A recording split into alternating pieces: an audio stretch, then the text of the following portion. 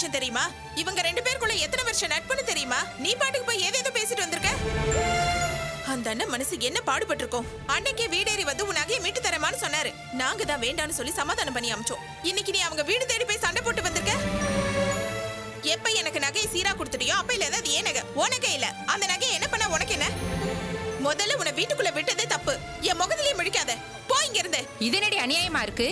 யாரோ ஒரு 3வது மனுஷனுக்கு 20 பவுன் நகையை தூக்கி கொடுப்ப. அத நான் போய் கேட்டேன்னா பெத்த தாய் வீட்டை விட்டு வெளியே போன்னு சொல்வியா நீ? அவர் யாரோ 3வது மனுஷன் இல்ல, என் கூட பிறக்காத அண்ணன். இன்னைக்கு நான் வாழ்ந்துட்டு இருக்க வாழ்க்கை அவரால கிடைச்சது. அந்த நல்ல மனுஷனோட மனசை காயப்படுத்திட்டு வந்திருக்கியே. இனிமே உனக்கு இந்த வீட்டுல இடம் இல்ல. போ வெளியே. பாத்தீங்களா மாப்பிள்ள, நான் நகை கேட்டது தப்பா? அதுக்காக இவ என்ன வீட்டை விட்டு வெளியே போங்கறா. நீங்க பாத்துட்டு பேசாம நிக்கிறீங்க.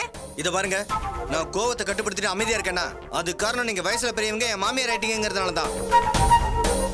ஒன்னு சொல்றேன் கேட்டுக்கங்க. உங்களுக்கு உங்க பொண்ணை விட உங்க நகை பெருசா இருக்கலாம். ஆனா அந்த நகையை விட எங்க 2 பேருக்கும் செல்வம் தான் பெருசு. எந்த ஒரு பொண்ணும் கட்டின புருஷனுக்கு பிரச்சனைனா கூட கழுத்துல இருக்க நகையை கழட்டி கொடுக்க யோசிப்பாங்க. ஆனா என் பொண்டாட்டி செல்வத்துக்கு ஒரு பிரச்சனை என்ன ஏதுன்னு கூட கேட்காம சந்தோஷமா நகையை கழட்டி கொடுத்தா. அப்படின்னா அவன் மேல எவ்வளவு மரியாதை இருக்குன்னு நீங்களே புரிஞ்சுக்கங்க. எங்களுக்குள்ள இருக்கிற பழக்க வழக்கம் என்ன, குடுக்கல் வாங்க என்னன்னு தெரியாமலேயே அவன் வீடேறி போய் திட்டிட்டு வந்திருக்கீங்க. அதுவும் இல்லாம 1 மணி நேரத்துல நகையை கொண்டு வந்து கொடுக்கணும் வேற சொல்லிருக்கீங்க. அவன் எங்க போவான்? எப்படி நகை எடுத்துட்டு வந்து கொடுப்பான்? அவன் நிலைமை நினைச்சாலே எனக்கு பரிதாபமா இருக்கு. உங்களெல்லாம் என்ன பண்றதுன்னே தெரியல. புனிதா, நான் போய் செல்வத்தை சமாதானப்படுத்திட்டு வரேன். முதல்ல இவங்களை ஊருக்கு அனுப்புற வழியை பாரு.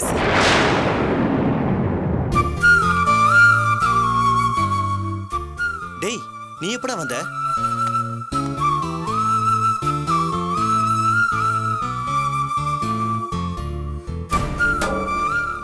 டேய், அவங்க ஏதோ உளறிட்டு வந்திருக்காங்கடா. நீ அதெல்லாம் மனசுல வச்சுக்காத. புனிதாவுக்கு நகை இப்ப எதுக்குடா? அவ போட்டு எங்க போறா? வீட்டுல தானே இருக்க போறா. பொறுமையா மீட்டுக்கலாம். நீ ஒண்ணு கவலைப்படாத. ஆமா அண்ணன், அம்மாக்கு வயசாயிடுச்சு. புத்தி கிட்ட போய் ஏதேதோ பேசிட்டாங்க. இப்ப நகைக்கு ஒண்ணும் அவசரம் இல்லைன்னு. 2 பேரும் கொஞ்சம் நிறுத்துறீங்களா? வயசான பெரியவங்கள நீங்க 2 பேரும் கத்திட்டு இருந்தது நான் வெளில நின்று கேட்டுதான் இருந்தேன். அந்த அம்மா பாவம் என்ன தப்பு பண்ணாங்க? 2 பேரும் மாத்தி மாத்தி அவங்கள கத்திட்டு இருக்கீங்க. இதெல்லாம் ரொம்ப தப்பு. ஏய், என்னடா பேசுற? நம்ம 2 பேரோட ஃப்ரெண்ட்ஷிப் என்னன்னு தெரியாம அவங்க பாட்டுக்கு ஏதோ பேசிட்டு வந்திருக்காங்க. அவங்களுக்கு போய் சப்போர்ட் பண்ணி பேசிட்டு இருக்க. சிவா, கொஞ்சம் பொறுமையா இரு. ஒரு அம்மா தன் பொண்ணை கல்யாணம் பண்ணி வைக்கிறதுக்கு முன்னாடி ஒரு குண்டுமணி நகையை எவ்வளவு கஷ்டப்பட்டு சேர்க்கறாங்கிறத நான் நடைமுறையில் பார்த்துருக்கேன். அவங்க என் வீட்டுக்கு வந்து என்னை கத்தும் போது கூட என் ரத்தத்தை வேர்வையா சேர்ந்து என் பொண்ணுக்கு நகை செஞ்சு போட்டிருக்கேன்னு சொன்னாங்க. ஒரு தாய் தன் பொண்ணுக்கு எதுக்குடா நகை போட்டு அனுப்புறாங்க? பொண்ணு புருஷன் வீட்டில் போய் சந்தோஷமா இருக்கணும். ஒரு நல்ல நாள் விருந்து விசேஷங்கிறப்போ அந்த பொண்ணு அந்த நகையை போட்டு நடந்து வரும்போது அக்கம் பக்கத்தில் இருக்கிறவங்களாம் பார்த்தா அதை பெருமையா பேசணும். அதான்டா ஒரு தாய்க்கு சந்தோஷம். அப்படிப்பட்ட சந்தோஷம் என்னால் அவங்களுக்கு கிடைக்காம போயிருச்சுங்கிறப்போ அவங்களுக்கு கோவம் வரதாண்டா செய்யும். அந்த கோவத்தில் அவங்க ஏதோ ஆத்திரத்தில் கத்திட்டாங்க. அதை புரிஞ்சுக்காம 2 பேரும் என்னமோ மாற்றி மாற்றி ஒரு எதிரி விரட்டுற மாதிரி அவங்கள விரட்டிட்டு இருக்கீங்க. பாத்தியாமா, இந்த மாதிரி நேரத்துல கூட உனக்கு தான் சப்போர்ட் பண்றாரு. இந்த மாதிரி நல்ல மனுஷனுக்கு ஆபத்து நேரத்துல நகையை கட்டி கொடுத்ததுல என்னமா தப்பு இருக்கு? புனிதா, மறுபடியும் என்னை பற்றி உயர்வாக பேசி உங்கள் அம்மா மனசை கஷ்டப்படுத்தாது. அம்மா, நல்லதோ கெட்டதோ நீங்கள் வீட்டில் வந்து பேசினதுக்கப்புறம் தான் இந்த நகை விஷயத்தில் ஒரு முடிவு கிடைச்சிது. நான் அன்றைக்கே இவங்க 2 பேர்கிட்டையும் அந்த கல்யாணத்தை கிளம்பும்போது நகையை மீட்டு தரேன்னு தான் சொன்னேன். இவங்க தான் வேண்டான்னு சொல்லிட்டாங்க. அப்பத்துலேருந்து என் மனசுக்குள்ளே ஒரு உறுத்தல் இருந்துகிட்டே இருந்துச்சு. இன்னைக்கு உங்கள் மூலியமாக ஒரு விடிவு காலம் கிடைச்சிது.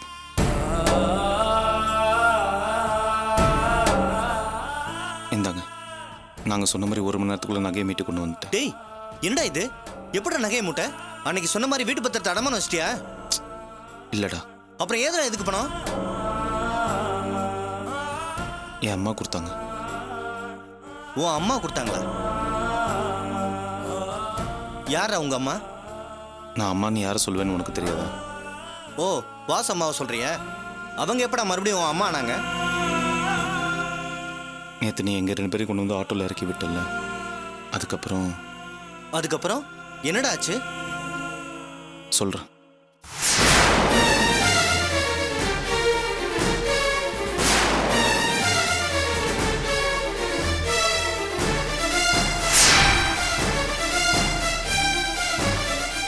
அவங்க கொடுத்த பணத்தில் தான் நான் நகையை மீட்டு கொண்டு வந்தேன்.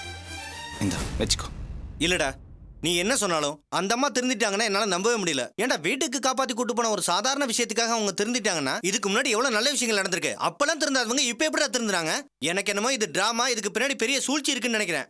சேச்சா, அப்படிலாம் ஒன்றும் இருக்காதுடா. அவங்க செஞ்ச தப்புக்கு என் காலில் வந்து விழுந்து மன்னிப்பு கேட்டாங்க தெரியுமா? நான் அப்படியே ஆடி போயிட்டேன். எனக்கு என்னமோ அவங்க மனப்பூர்வமாக மாறிட்டாங்கன்னு தான் தோணுது. நான் அதான் நம்புறேன். இல்ல என்னால நம்ப முடியலடா.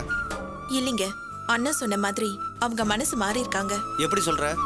எப்ப உங்களை கல்யாணம் பண்ணிக்கிட்டு வந்தனோ அப்பையில இருந்து அவங்கள பார்த்துட்டு தான் இருக்கேன். அர்த்த கைக்கு சுண்ணாம்பு கூட கொடுக்க மாட்டாங்க. அப்படி இருந்தும் 1,00,000 ரூபாய் பணத்தை தூக்கி கொடுத்துருக்காங்கன்னா அவங்க திருந்திட்டாங்கன்னு தானே அர்த்தம். நீ சொல்றதும் சரிதான். 1 2 1,00,000 ரூபாய் பணத்தை தூக்கி கொடுத்துருக்காங்கன்னா அவங்க மனசு மாறி இருக்கலாம். அப்படி நடந்ததா எனக்கு சந்தோஷம் தான்டா. புனிதா, நகையை வாங்கிக்க. இல்லைங்க, அம்மா கிட்டே கொடுக்க சொல்லுங்க. அதுவும் சரிதான். இந்தாங்கம்மா, வாங்கிக்கோங்க. நகைலாம் சரியா இருக்கான்னு பார்த்துக்கோங்க. வேண்டாம்ப்பா, இந்த நகை உன்கிட்டே இருக்கட்டும். ஏம்மா, என்னாச்சு? உன் குணம் என்னன்னு நான் கண்கூடா பார்த்துட்டேன். உன்னை புரிஞ்சுக்காம நான் ஏதேதோ பேசிட்டேன். என்னை மன்னிச்சிருப்பா. ஐயோ, என்னம்மா நீங்க மன்னிப்புன்னு பெரிய வார்த்தைலாம் பேசுறீங்க. புனிதா என் தங்கச்சின்னா நீங்க யாரு? என் அம்மா மாதிரி தானே. அம்மா திட்டின புள்ள கோச்சிக்கவா செய்வேன். இந்தாங்க, வச்சுக்கோங்க. வேண்டாம்ப்பா. சொல்றா, வச்சுக்கோங்க. புனிதா, இது உங்க அப்பா அம்மாவோட உழைப்பு. இது உன்கிட்ட இருக்கிறது தான் பாதுகாப்பு. மறுபடியும் நானே வந்து கேட்ட கூட இந்த நகையை நீ கொடுக்க கூடாது. புரியுதா? வரண்டா, வரமா.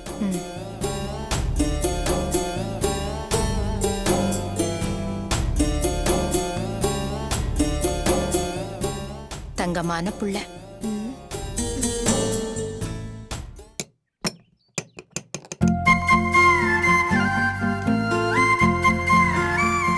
குப்பண்ணே, அண்ணன் முகத்தை பாத்தீங்களா?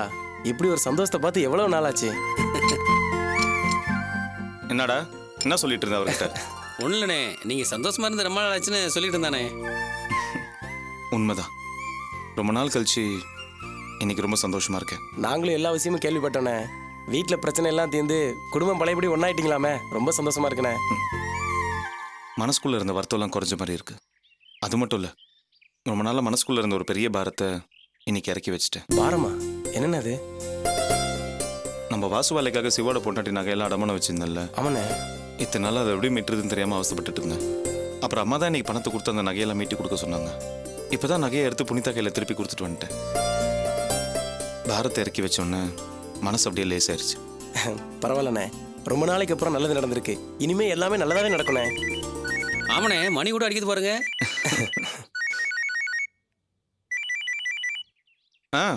சொல்லுங்க பாஸ்கரனே, வணக்கம். வணக்கம் செல்வம். அந்த TN029514 கார் ரெடி ஆயிடுச்சா? அது நேத்தே முடிஞ்சிருச்சேண்ணே. ஒன்றும் பிரச்சனை இல்லையே, எல்லாம் கரெக்டாக முடிஞ்சிருச்சா? என்னண்ணே, என் தொழில் மேலே உங்களுக்கு நம்பிக்கை இல்லையா? அதுக்கு இல்லை செல்வம், பார்ட்டி கொஞ்சம் பெரிய இடம், எல்லாம் கரெக்டாக இருக்கான்னு பார்ப்பாரு. அதனால தான் கேட்டேன். சரிண்ணே, நீங்க வேணா வந்து ஒரு ட்ரையல் பார்த்துட்டு போயிடுங்களேன். தேவையில்லை செல்வம், உன் தொழில் மேலேயும் உன் வார்த்தை மேலேயும் எனக்கு நம்பிக்கை இருக்கு. அதனால தான் எனக்கு அதிகமாக வேலை வரும்போது ஒத்துக்கிட்டு என்னால் முடியாத உனக்கிட்ட அனுப்பி வைக்கிறேன். ரொம்ப சந்தோஷண்ணே. செல்வம், எனக்கு இன்னொரு உதவி பண்ணணுமே. சொல்லுங்கண்ணே. இந்த காரை கொண்டு போய் நான் சொல்கிற அட்ரஸில் விட்டுட்டு பில்லை வாங்கிட்டு வந்துடணுமே. அண்ணே, ஷெட்டில் கொஞ்சம் வேலை அதிகமாக இருக்குண்ணே. தப்பா நினச்சிக்காத செல்வம், தொழில் கரெக்டாக இருக்கணும்னு நினைக்கிற மாதிரி அந்த பார்ட்டி சொன்ன தேதி சொன்ன நேரத்தில் காரை கொடுக்கணுங்கிறதுலையும் கராராக இருப்பாரு. எனக்கு இங்கே வேலை அதிகமாக இருக்கு செல்வம், அதனால தான் நான் உன்கிட்ட சொல்கிறேன். சரிண்ணே, ரொம்ப தேங்க்ஸ் செல்வம். மறக்காம அந்த பில்லுக்கு அப்படியே பணத்தையும் வாங்கிடுறே. நான் ஒரு அட்ரஸ் சொல்கிறேன், அதையும் நோட் பண்ணிக்க.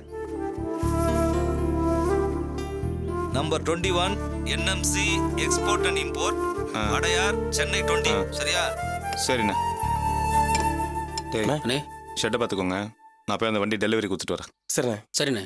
பத்திரமா போயிட்டு வாங்கண்ணே.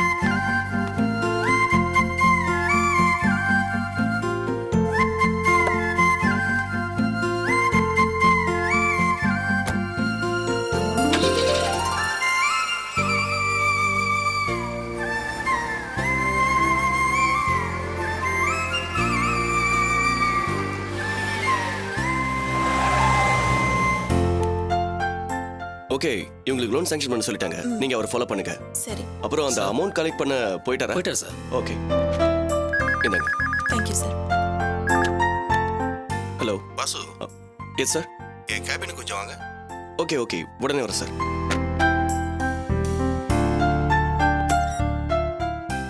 My come in sir. Yes, come in. இவங்க ஆட் ஃபிலிம் ஏஜென்சில இருந்து வந்திருக்காங்க. ஓ, இவர் மிஸ்டர் ராஜ், ஹலோ இவர் sir. Mister Sathya. Hello sir. இவர் மிஸ்டர் வாசு, இங்க அசிஸ்டன்ட் மேனேஜர். உட்காருங்க Vasu. Thank you sir. Vasu, sir. நாம நெக்ஸ்ட் மந்த்ல இருந்து கோல்டு லோன் மேளான்னு ஒரு ஸ்கீம் ஆரம்பிக்க போறோம் இல்லையா? ஆமாம் சார். அந்த ஸ்கீம் பப்ளிக்கு போய் ஈஸியா ரீச் ஆகணுங்கிறதுக்காக ஓர்டிங்ஸ், பேனர்ஸ், அட்வர்டைஸ்மெண்ட்ஸ் இதெல்லாம் தேவைப்படும் இல்லையா? ஆ அதுக்காக தான் இவங்களையெல்லாம் வர சொல்லியிருக்கேன். இந்த டிஸ்கஷன்ல நீங்களும் இருந்தா நல்லா இருக்கும்னு உங்களையும் வர சொன்னேன். Thank you sir. அப்புறம் சார், சொல்லுங்க சார். பொதுவா லோன்னாலே அப்பர் மிடில் கிளாஸ் சம்பந்தப்பட்ட மேட்டர். அவங்க தான் நிலம் வாங்க, வீடு கட்ட, கல்யாணம் பண்ண, பசங்க படிப்புக்காக நகையை அடமானம் வச்சு லோன் வாங்குவாங்க. ஜென்ரலா நகைன்றது லேடி சம்பந்தப்பட்ட விஷயம். சோ நம்ம ஆட்ல வர்ற பொண்ணு பார்க்கறதுக்கு லட்சணமாவும் மங்களகரமாவும் இருக்கணும். அந்த மாதிரி ஒரு பொண்ணை வச்சு பிளான் பண்ணுங்க. கண்டிப்பா சார். இப்ப அப்கமிங்ல ஒரு பொண்ணு வந்திருக்கு, ஹோம்லியா ரொம்ப அழகா இருக்கும். எங்க லேப்டாப்ல அவங்க படம் இருக்கு, நீங்க பாருங்க, உங்களுக்கு கண்டிப்பா பிடிக்கும்.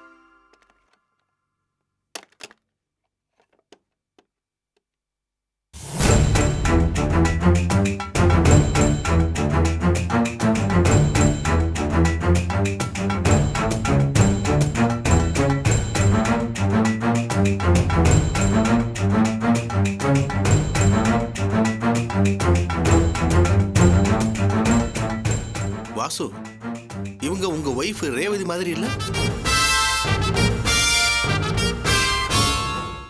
என்ன வாசு, உங்க ஒய்ஃப் மாதிரி இருக்காங்கன்னு சொல்றேன், பதிலே சொல்லாம இருக்கீங்க?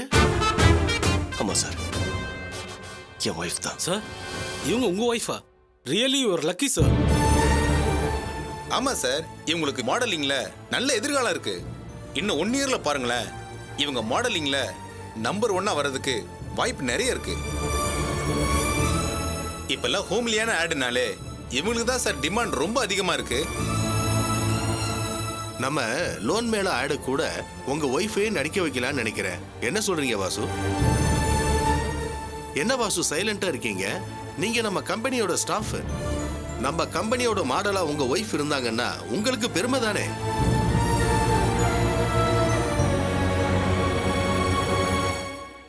ஓகே சார், நான் டிஸ்கஸ் பண்ணிட்டு கால் பண்றேன். சரிங்க சார். அப்புறமா நம்ம மீட் பண்ணுவோம். ஓகே சார், அப்ப நாங்க கிளம்புறோம். Thank you sir. வாங்க. See you sir. Thank you sir. Okay sir. வாங்க. Thank you sir. வாசு சார், ஒரு விஷயத்த நான் மறந்துட்டேன். அன்னைக்கே நீ சொன்ன உன்னை ஜெயிலுக்கு போகாம காப்பாத்தான் உன் ஒய்ஃப் நடிக்க போனாங்கன்னு. அது உனக்கு பிடிக்காம உங்க 2 பேருக்கும் நடுவுல கருத்து வேறுபாடு இருக்குன்னு. நீ இன்னும் காம்ப்ரமைஸ் ஆகலையா வாசு? எப்படி சார் காம்ப்ரமைஸ் ஆக முடியும்? அவ ஏன் பொண்டாட்டியா இருக்கணும். வாசு பொண்டாட்டி ரேவதின்னு எல்லாரும் சொல்லணும்னு ஆசைப்படுறேன்.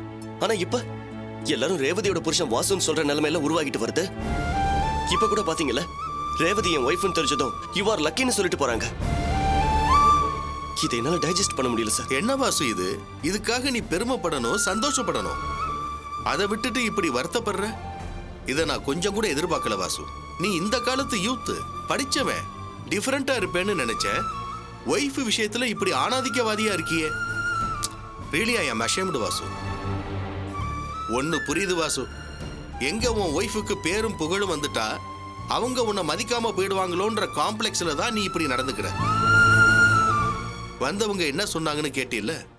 உன் ஒய்ஃபுக்கு நல்ல ஃபியூச்சர் இருக்கு, மாடலிங்ல நம்பர் 1 வர்றதுக்கு வாய்ப்பு இருக்குன்னு சொன்னாங்கல்ல. இதே உனக்கு இப்படி ஒரு வாய்ப்பு கிடைச்சிருந்தா உன் ஒய்ஃப் எவ்வளவு சந்தோஷப்பட்டிருப்பாங்க. ஆனா உன்னால ஏன் வாசு சந்தோஷப்பட முடியல? அதுக்கு எது தடையா இருக்கு? ஒவ்வொரு ஆணோட வெற்றிக்கும் ஒரு பொண்ணு காரணமா இருக்கும்னு சொல்லுவாங்க. ஒரு பொண்ணோட வெற்றிக்கு காரணம் ஒரு ஆணுன்னு யாராவது சொல்லியிருக்காங்களா? அது ஏன் நீயா இருக்க கூடாது? காலங்காலமா பெண்கள் ஆண்களை சார்ந்துதான் வாழணுமா? அந்த நிலைமை மாறவே கூடாதா? அன்னைக்கு உன் ஒய்ஃப் வந்து என்கிட்ட பணத்தை கொடுத்துட்டு எவ்வளவு கோவமா துணிச்சலா பேசுனாங்க தெரியுமா? உன் மேல எவ்வளவு அக்கறையும் பாசமும் இருந்திருந்தா அப்படி நடந்துட்டு இருப்பாங்க.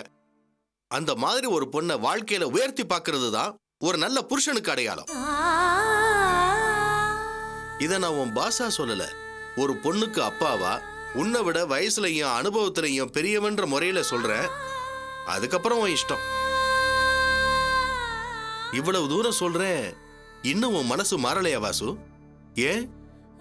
ஆம்பளைங்கிற அகம்பாவம், சுயநலம், தாழ்வு மனப்பான்மை வேண்டாம் வாசு. அதெல்லாம் விட்டுடு. உன் ஒய்ஃப் விஷயத்துல உன் மனசை மாத்திக்க. அதான் உன் எதிர்காலத்துக்கு நல்லது. போ.